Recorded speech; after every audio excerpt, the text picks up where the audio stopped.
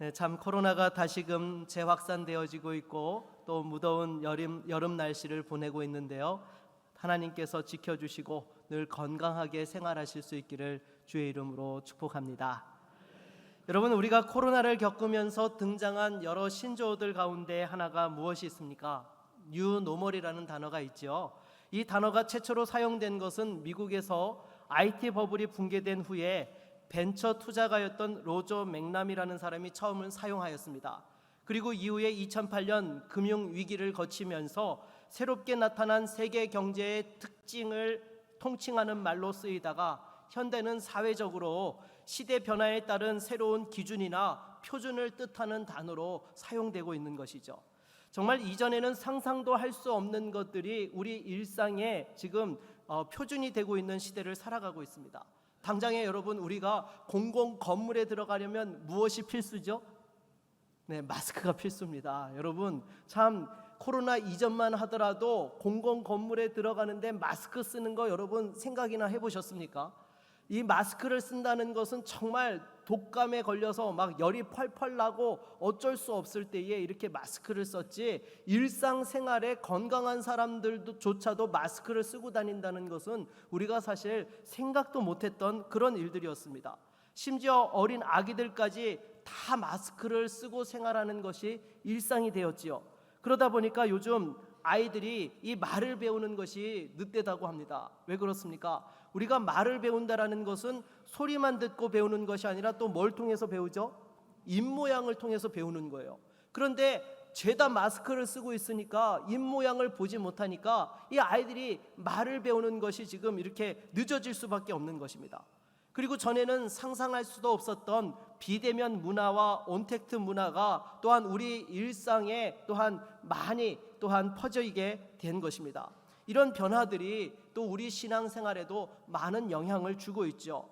이런 변화의 시대 속에서 신앙의 기준과 표지를 어떻게 세워야 할까요? 오늘 본문을 통하여서 우리에게 주시는 교훈을 같이 살펴보기를 원합니다. 여러분, 오늘 우리가 같이 읽은 본문의 신약교회도 정말 신앙적으로 큰 변화를 경험하게 되었습니다. 당연하죠. 여러분, 구약시대만 하더라도 어떠했습니까? 그냥 예루살렘 성전을 중심으로 율법을 지키면서 신앙생활하는 것이 당연했고 수천 년 동안 그렇게 신앙생활을 이어왔던 것입니다. 그런데 예수님께서 초림하셔서 십자가에서 그 모든 죄를 대속해 주시고 또한 복음을 제시하시고 난 이후에 교회도 새로운 변화에 직면하게 된 것이죠. 이전까지만 하더라도 당연시되었던 유대인과 이방인의 구분, 또한 제사장과 일반 하나님의 백성들 간의 구분들이 사라지게 된 것입니다. 대표적인 것이 바로 지성소와 성소를 구분하던 휘장이 위로부터 아래로 갈라져 버린 사건이죠.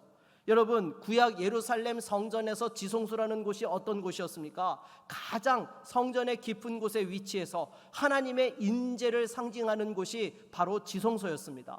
이곳은요, 아무나 들어갈 수 없었습니다.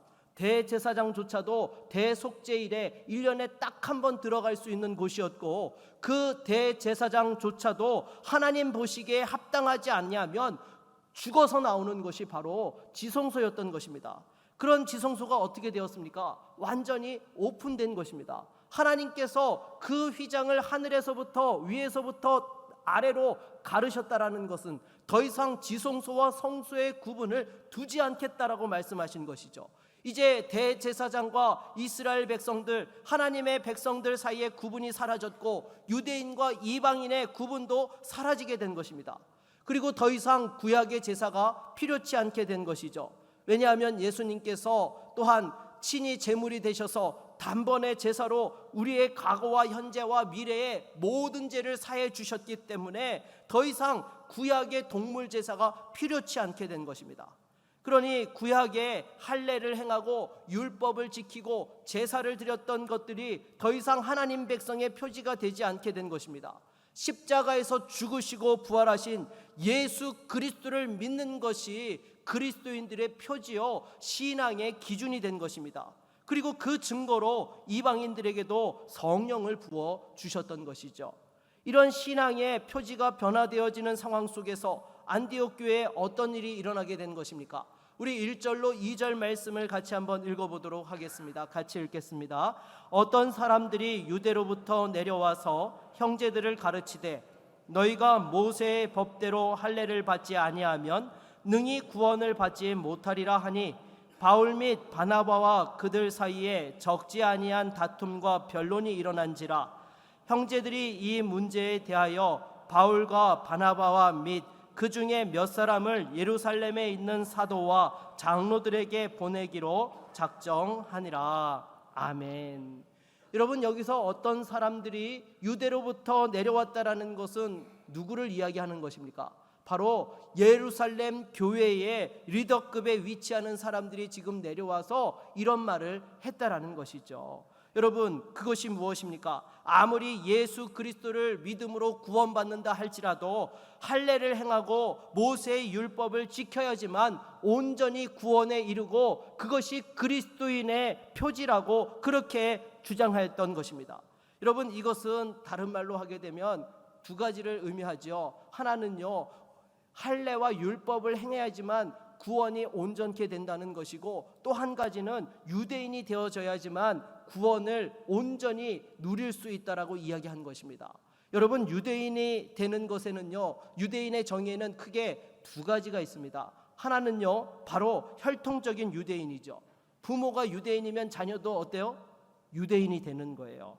혈통을 따라서 유대인이 되는 것입니다. 그리고 또 한 가지가 있었는데 무엇인가 하면 유대교에 입교해서 할례를 행하고 율법을 지키는 것입니다.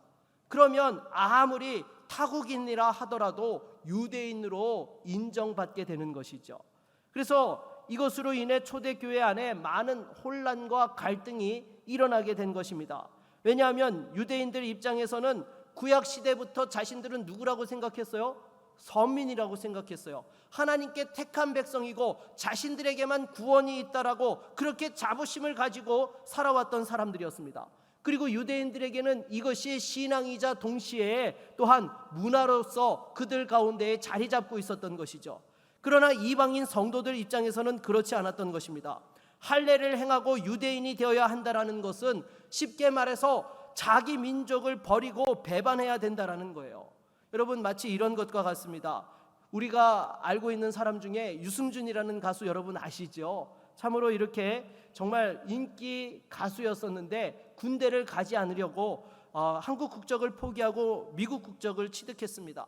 그 결과 지금까지도 국내에 들어오고 싶어도 들어오지 못하게 된 것이죠.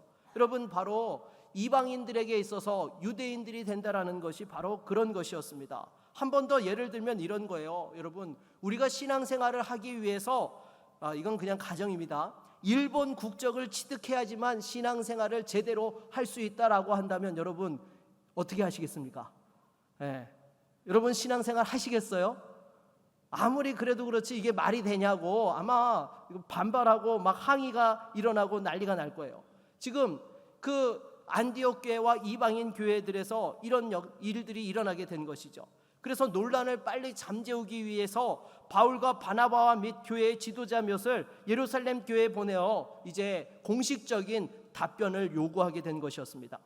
그런데 예루살렘 교회에서도 이 문제에 대해서 어떻게 반응합니까? 우리 5절을 같이 한번 읽어보겠습니다. 5절입니다. 바리새파 중에 어떤 믿는 사람들이 일어나 말하되 이방인에게 할례를 행하고 모세의 율법을 지키라 명하는 것이 마땅하다 하니라. 아멘. 바리새파 출신으로서 그리스도인이 되어진 성도들이 당연하다고 반응을 하였던 것입니다. 그리고 사도들과 장로들이 이 문제를 놓고 논의를 할 때에도 7절 말씀을 보니까 어떻게 시작합니까? 많은 변론이 있은 후에 라는 말로 시작하고 있는 것을 보게 됩니다. 이건 다시 말해서 지금 이 문제에 대하여서 여러 가지 많은 논란과 다툼이 있었다라는 거예요. 바울과 바나바를 필두로 해서 이방인 교회의 요구가 이 예루살렘 교회 지도자들에게조차도 쉽게 받아들여지지 아니하였다라는 것이죠. 당연하죠. 유대인 성도들에게는 자신들의 방식으로 오랫동안 신앙생활을 해왔고 그것이 정통이고 전통으로서 이어왔으며 익숙하고 당연시되었기 때문에 반발이 일어났던 것입니다. 하지만 베드로가 일어나서 뭐라고 말합니까? 우리 10절로 11절도 같이 한번 읽어보겠습니다. 같이 읽습니다. 그런데 지금 너희가 어찌하여 하나님을 시험하여 우리 조상과 우리도 능히 매지 못하던 멍에를 제자들의 목에 두려느냐. 그러나 우리는 그들이 우리와 동일하게 주 예수의 은혜로 구원받는 줄을 믿노라 하니라. 아멘. 여러분, 베드로는 환상 가운데서 하나님께서 부정한 짐승을 깨끗하게 하셨다는 음성을 들었던 사람입니다. 그리고 친히 이방인 백부장 고넬료에게 복음을 전했을 때에 그들이 회심하고 성령 세례를 받는 현장을 목격했던 사람도 또한 베드로였던 것이죠. 그러기에 구원의 핵심이 예수 그리스도의 십자가 은혜로 말미암는다는 것을 분명하게 알았기 때문에 더 이상 우리도 지키지 못했던 율법을 강요해서는 안 된다라고 과감하게 말하였던 것이죠. 그리고 여기에 대하여서 바울과 바나바가 이방인들이 믿음으로 구원받은 그 역사에 대한 것들을 증언하게 되었던 것입니다. 그러니까 예루살렘 교회의 지도자였던 야고보가 최종적으로 결론을 내립니다. 우리 19절 말씀을 같이 한번 읽어볼까요? 19절입니다. 그러므로 내 의견에는 이방인 중에서 하나님께로 돌아오는 자들을 괴롭게 하지 말고. 아멘. 여러분, 여기서 이방인들을 괴롭게 하지 말라라고 하는 것이 무슨 이야기입니까? 할례를 강요하고 모든 율법을 지켜야 된다라고 그들에게 강요해서는 안 된다라는 것입니다. 다시 말해서 오직 구원은 믿음으로 받는 것이지 할례와 율법은 아무 상관이 없다라고 선언한 것이죠. 여러분, 이것이 결코 쉬운 것이 아닙니다. 지금 예루살렘 교회 성도들의 대부분은 어떤 사람들이었어요? 정통 유대인들이었습니다. 이들은 오랫동안 할례를 행하고 율법을 따라 사는 것을 당연시 여겼고 생명처럼 여겼던 사람들이었던 것이죠. 그래서 이들에게 있어서 할례를 포기하고 더 이상 율법을 강조하지 않는다라는 것은 자신들의 신앙 정체성을 완전히 허무는 것과 같았던 것이죠. 이런 상황 속에서 여러분, 할례가 더 이상 신앙의 수단이 되지 않고 표지가 되지 않는다라고 선언을 하게 되면 베드로와 야고보가 어떻게 됩니까? 이 리더십을 잃어버릴 수도 있는 것입니다. 그렇지 않겠습니까? 지금 대다수 예루살렘 교회 교인들이 그래도 할례를 행하고 또한 율법을 지켜야 된다라고 이야기하고 있는 상황 속에서 여러분, 베드로와 야고보만이 할례와 율법이 의미 없다고 이방인 교회 성도들의 손을 들어주면 누가 베드로와 야고보를 따르겠습니까? 아마 인간적으로 생각한다면 그냥 적정선에서 타협안을 이렇게 마련하려고 했을 것입니다. 구원은 믿음으로 받지만 구약에서 할례를 행하고 율법을 지키도록 그렇게 명령했기 때문에 가급적 할례와 율법을 따르는 것이 좋다, 뭐 이렇게 두리뭉실하게 이것도 저것도 아닌 것처럼 이렇게 그냥 넘어가지 않았을까 싶습니다. 그러나 이들은 그렇게 하지 않았죠. 명확하게 구원은 믿음으로 받는 것이고 또한 구약의 율법으로 이방인들을 괴롭게 하지 말아야 한다라고 그렇게 선언한 것입니다. 어떻게 이들이 이렇게 담대하게 선포할 수 있었던 것일까요? 하나님 말씀보다 앞설 수 없었기 때문입니다. 여러분, 이들은 말씀에 눈 감지 않고 이들은 또한 말씀에 눈 뜨고 다른 것들에 눈 감은 사람들이었던 것이죠. 사랑하는 여러분, 우리의 삶 속에서 정말 베드로와 야고보처럼 이런 순간에 놓여지게 될 때에 여러분은 어떤 선택을 하시겠습니까? 정말 이 베드로와 야고보처럼 용기 있는 선택, 믿음의 결단을 할 수 있기를 주의 이름으로 축원합니다. 그러나 이 땅에 많은 그리스도인들이 입술로는 말씀을 붙잡고 말씀을 기준으로 살아간다 이야기하면서도 실제 삶 속에서는 그렇게 하지 못하는 모습들을 너무나 많이 보게 됩니다. 그래서 많은 그리스도인들이 이런 말을 하죠. 다 그렇게 살아요. 다들 그렇게 해요. 많은 사람들이 좋다고 하면 그냥 그렇게 하는 것이 좋아요 라고 하면서 어떤 일들을 합리화하고 세상의 선택을 따라서 결정하게 된다는 것입니다. 많은 그리스도인들이 전통을 따라서 익숙함을 따라서 다수결의 원칙에 따라서 판단하고 선택합니다. 물론 이런 것들도 필요합니다. 그러나 베드로와 야고보를 보십시오. 이들도 유대인이었고 할례를 받았고 일평생 율법을 따라서 살았던 사람들이었습니다. 그럼에도 복음에서 할례가 아니라 믿음으로 구원받고 그리스도로 말미암아서 구약 제사가 성취되었기 때문에 과감히 말씀을 따라서 전통을 내려놓았던 것입니다. 그러나 많은 사람들이 신앙이 아니라 전통을 따라서, 말씀이 아니라 현실과 상황을 따라서 사는 그런 모습들을 보여준다는 것이죠. 그리고 또 이런 말들을 합니다. 어쩔 수 없었어요. 저도 그렇게 하고 싶지 않았지만 상황이 그랬어요. 현실이 그런데 어떻게 합니까? 이런 말들을 하는 거예요. 여러분, 베드로와 야고보 상황도 솔직히 어떻습니까? 어쩔 수 없는 상황에 몰려 있었잖아요. 모든 예루살렘 교회의 성도들이, 그 교인들이 할례를 행하고 율법을 그래도 지켜야 된다라고 이렇게 이야기하고 있는 상황 속에서 현실적인 선택은 뭐 하는 것입니까? 못 이긴 척하고 그들의 손을 들어주는 거예요. 어쩔 수 없었다라고 하면서 말이죠. 그러나 베드로와 야고보는 현실에 굴복하지 않았습니다. 오히려 말씀에 굴복했던 것이죠. 사랑하는 여러분, 하나님의 사람은요, 다수결에 따라서, 전통에 따라서, 상황에 따라서 선택하는 사람이 아닙니다. 하나님의 사람은 바로 하나님의 말씀이 선택의 기준이고 하나님의 뜻이 그들의 인생의 표대가 되어야 하는 것이에요. 여러분, 그것이 최선이고 가장 확실한 것입니다. 그럼에도 불구하고 우리는 얼마나 비신앙적으로 또한 살아가는지 모릅니다. 여러분, 인지상정이라는 말이 있죠. 사람들은 자기가 좋아하는 사람을 좋아하고 자기를 싫어하는 사람을 싫어합니다. 그것이 인지상정이에요. 인간은 다 그렇습니다. 그런데 여러분, 성경은 우리에게 뭐라고 말씀을 합니까? 원수를 사랑하라라고 말씀하고 있어요. 믿음으로 산다라는 것이 무엇입니까? 내가 정말 용납할 수 없고 사랑할 수 없는 사람인데도 불구하고 말씀이 사랑하고 용납하라고 하니까 사랑하고 용납하는 거예요.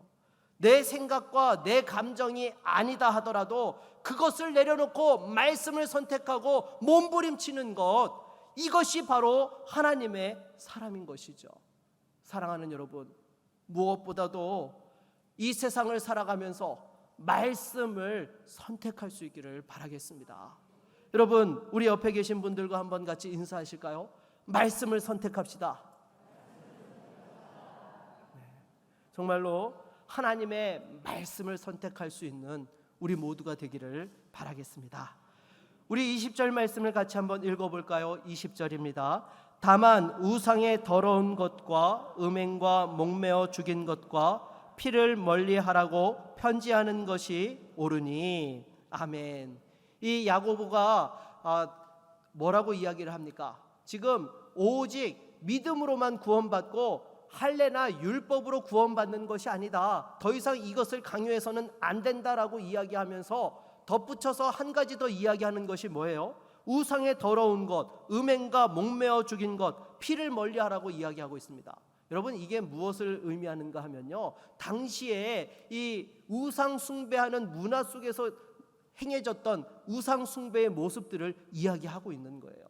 그러니까 다시 말해서 이 이방인 그리스도인들이 이방인 문화 속에서, 우상 숭배의 문화 속에서 자기도 모르게 우상을 숭배하는 일을 해서는 안 된다는 거예요.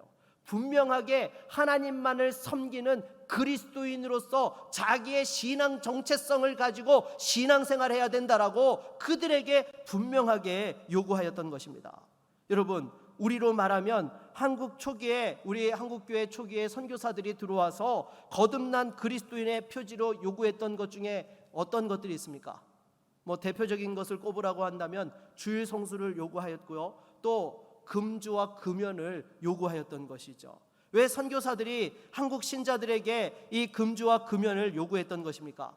당시 일제가 우미나 정책의 일환으로 도박과 음주, 가물을 권장하고 술과 담배를 또한 이렇게 사람들이 탐닉하도록 하였던 것입니다. 왜냐하면 맨정신에 깨어있으면 뭐해요?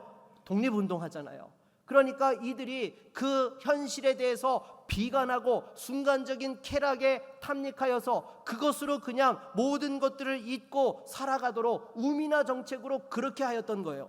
그러니까 이런 타락한 문화 속에서 거룩한 삶을 살려면 어떻게 됩니까? 깨어 있어야죠. 하나님 앞에서 말씀에 민감하게 반응해야죠. 그러니까 금주하고 금연하라고 그 그리스도인들의 표지로서, 삶의 표지로서 그것을 요구했던 거예요. 여러분, 금주와 금연은 구원받는 수단이 아닙니다. 그것은 우리 신앙에 유익을 주기 위해서 우리 한국교회 초기에 이 타락한 문화 속에서 구별되고 거룩한 삶을 살아가기 위해 깨어있도록 하기 위하여서 요구하였던 사항들인 것이죠. 결국 베드로와 야고보는 이 변화하는 시대 속에서 이방인 그리스도인들이 참된 신앙을 붙잡고 살아갈 수 있도록 신앙의 표지로서 제시한 것이 우상 숭배의 문화 속에서도 자신을 지키고 하나님을 제대로 섬기는 것을 그들에게 제시하였던 것입니다. 여러분, 할례와 율법이 구원의 표지가 아니라 오직 예수의 은혜로 구원받고 우상 숭배의 문화 속에서도 하나님만을 섬겨야 된다라는 것을 명쾌하게 그들에게 제시하였던 것이죠. 그래서 이걸로 말미암아서 더 이상 구약의 전통과 관련되어진 시시비비들에서 벗어나면서 이방인 교회가 폭발적인 부흥과 성장을 하게 된 것입니다. 만일 할례와 율법을 고집했더라고 하면 이방인 교회가 결코 그렇게 부흥성장하지 못했을 것입니다. 그렇다면 오늘날 우리 시대에 이 말씀을 적용해 본다면 어떻게 해야 되는 것입니까? 먼저 우리가 살아가고 있는 시대가 어떤 시대인지를 파악해야 되는 것이죠. 여러분, 우리가 살아가는 시대를 파악할 수 있는 가장 좋은 방법 중에 하나가 무엇이 있습니까?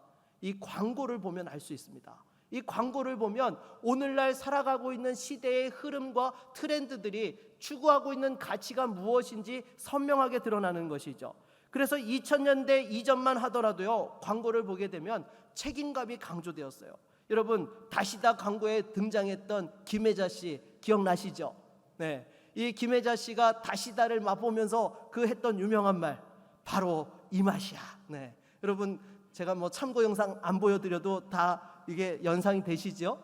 네, 바로 이 맛이야. 이게 무슨 이야기입니까? 엄마의 마음으로 책임감을 가지고 이 제품을 만들었다는 거예요. 자기들이 이 다시다라는, 오늘 괜히 다시다 광고를 막 하는데요. 네, 이걸 만들 때에 그냥 막 공장에서 찍어낸 것이 아니라 엄마의 마음으로 책임감을 가지고 이 제품을 만들어냈다라고 그렇게 소비자들에게 어필했던 것이죠. 그리고 나서 2000년대로 넘어오면서 유명한 광고가 하나 있죠.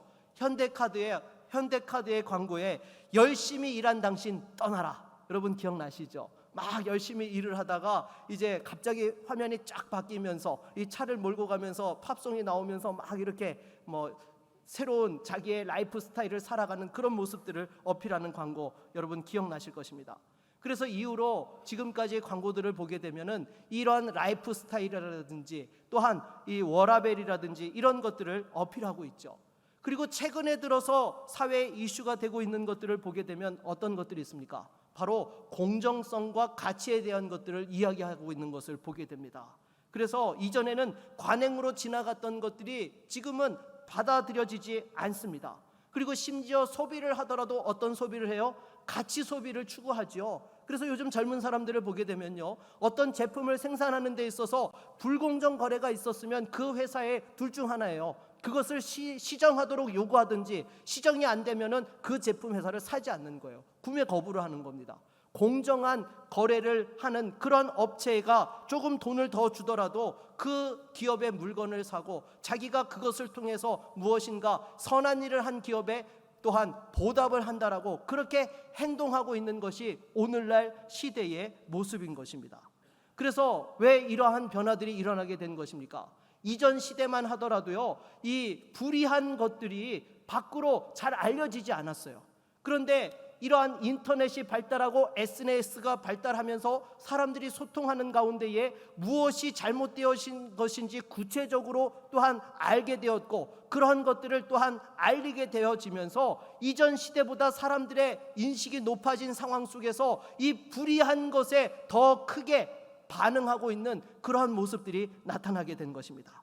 그래서 예전에는 책임감이라든지 서열이라든지 결과가 중시되었다라고 한다면 오늘날에는 가치를 중시하고 과정과 경험을 중시하며 또한 이 공정한 것들을 추구하고 있는 그러한 시대의 모습들이 나타나고 있는 것이죠. 결국 이것은 오늘날 시대가 과거보다 더 어떻게 보면 불의하고 만모니즘이 더 심해지고 그러한 이기적인 모습들이 많아지는 것에 대한 반발로서 또 이러한 것들이 나타나는 것입니다. 그러면 이런 시대 속에서 우리가 신앙으로 승리하려면 어떻게 해야 되는 것입니까? 더 본질에 충실하고 본질로 승부해야 되는 거예요.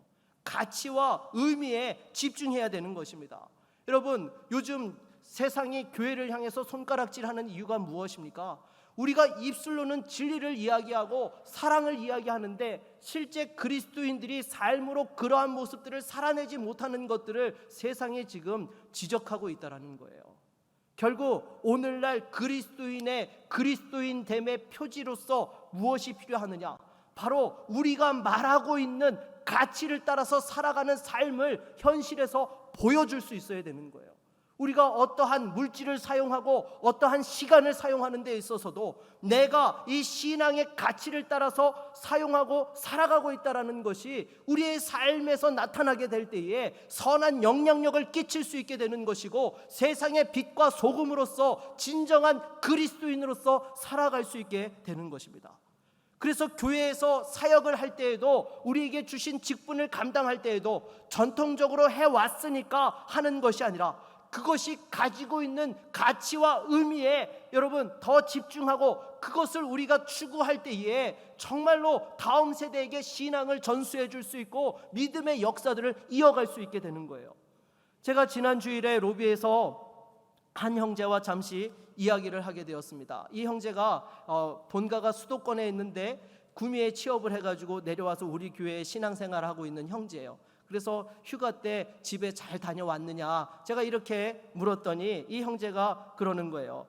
목사님 휴가 때 여름 성경학교 잘 다녀왔습니다. 이렇게 얘기하는 거예요. 이 형제가 휴가를 써가지고 이 여름 성경학교에 가가지고 봉사를 했던 것이죠. 제가 감동이었습니다. 솔직히 제가 좀 죄송하지만 편견 아닌 편견이 있었어요. 뭔가 하면 저희 세대나 윗세대만 여름휴가 써서 이렇게 또한 주일학교 봉사하고 헌신했지 지금 젊은 세대들은 헌신의 열정이 떨어졌다라고 덜하다라고 그런 생각을 하고 있었는데 그게 아니더라고요.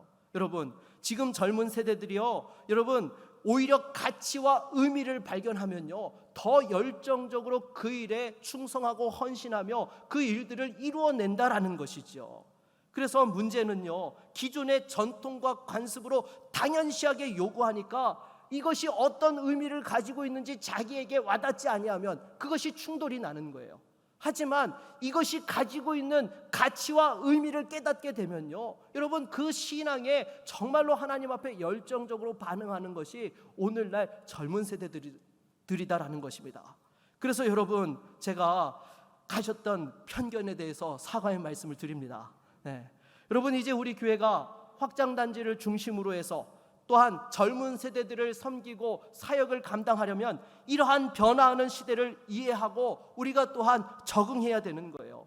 기존의 관행과 서열에서 우리도 모르게 젖어 있는 그런 것들에서 탈피해야 되는 것입니다. 다른 교회에서 들어온 일꾼들도 교회의 핵심으로 들어와야 돼요. 여러분 교회의 일꾼이 무엇입니까? 서열과 연차가 아니죠. 복음에 대한 열정과 교회에 대한 헌신이 중요한 것입니다. 나도 모르게 젖어 있었던 그 세상의 찌꺼기들을 제거하고 우리가 다시 한번 본질을 붙잡아야 되는 거예요. 그럴 때만 변화하는 시대 속에서도 이 신앙으로 승리할 수 있게 되어지고 다음 세대에게 제대로 믿음을 전수해 줄 수 있게 되는 것입니다. 여러분 말씀을 맺겠습니다. 변화하는 시대 속에서 여러분은 어떠한 기준으로 살아가시겠습니까? 말씀을 의지하십시오. 말씀을 붙드십시오. 말씀을 선택하십시오. 세상의 전통이 아니라 현실이 아니라 감정이 아니라 경험이 아니라 하나님의 말씀으로 결정해야 됩니다. 여러분 말씀대로 살면 안 될 것 같죠? 말씀대로 살면 실패할 것 같죠? 말씀대로 살면 안 보이고 안 잡히니까 여러분 불안하시죠? 아니요 여러분 결코 그렇지 않습니다. 여러분, 세상에 위험한 것에 투자해야 수익을 많이 얻죠. 하지만 동시에 어떤 확률도 높아요? 손해볼 확률도 높습니다. 그러나 하나님의 말씀에는 결코 손해가 없습니다. 거기에 투자하면 실패가 없습니다. 말씀에 나의 삶을 드리는 순간 여러분의 삶이 새롭게 열리게 되어지며 하나님의 역사가 임하게 되는 것입니다. 변화하는 시대 속에서도 정말 변치 않는 그 진리의 말씀을 붙들고 이것이 우리에게 주는 가치와 의미를 깨달아서 다시 한번 새로운 신앙의 표준을 제시하고 삶의 표지로서 승리할 수 있는 믿음의 종들이 다 되시기를 주의 이름으로 축원합니다. 우리 한번 같이 찬양하고 말씀을 의지하여 기도하겠습니다.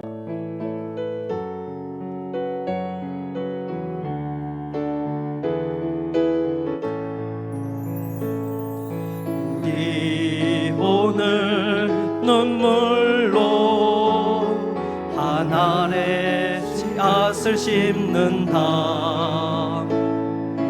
꿈꿀 수 없어 무너진 가슴에 저들의 푸른 꿈 다시 돋아나도록 우리 함께 땀 흘려 소망의 길을 만든다.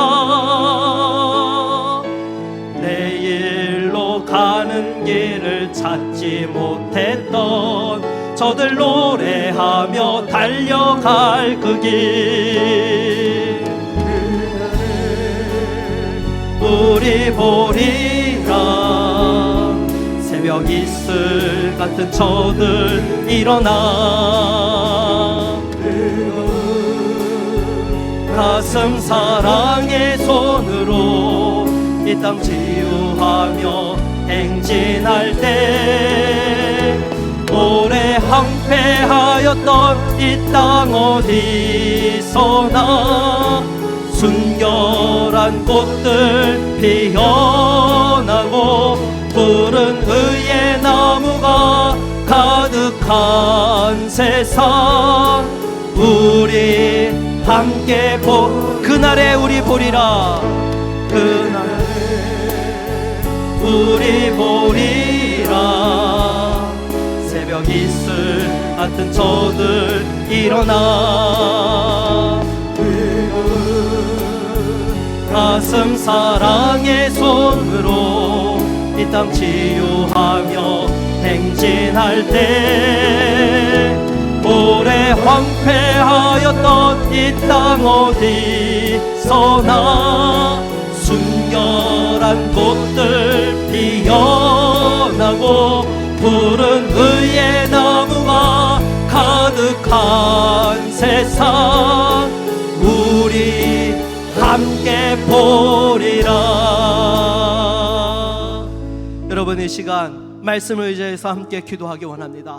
여러분, 우리 선택의 기준은 하나님의 말씀이어야 합니다. 이 말씀은 결코 변함이 없습니다. 절대 진리의 말씀입니다. 다시 한번 이 말씀을 붙들고 정말 우리 삶의 그 말씀의 가치와 의미를 살아낼 수 있는 거룩한 믿음의 성도가 되게 하여 주시옵소서. 정말로 우리 다음 세대들에게 이 말씀의 가치와 의미를 전달하며 하나님의 역사를 이루어갈 수 있는 믿음의 가정과 교회가 되어질 수 있도록 하나님 우리를 사용하여 주시옵시고 이 세상을 변화시켜 주시옵소서. 우리 함께 같이 기도하며 나아갑니다. 주여, 하나님 아버지, 이 시간 주 앞에 기도합니다. 우리가 하나님 말씀대로 산다 하면서도 현실에서는 주님 세상에 타협하고 세상의 이익에 무릎 꿇을 때가 너무나 많았음을 주님 앞에 회개합니다. 우리의 연약한 믿음들을 주님 다시 한번 하나님의 말씀으로 새롭게 하여 주시옵소서. 말씀을 선택하는 자들이 되게 하여 주시옵소서. 주여, 말씀에 투자하는 자들에게 결코 실패가 없게 하시고 하나님의 놀라운 은혜와 축복이 함께할 줄로 믿습니다.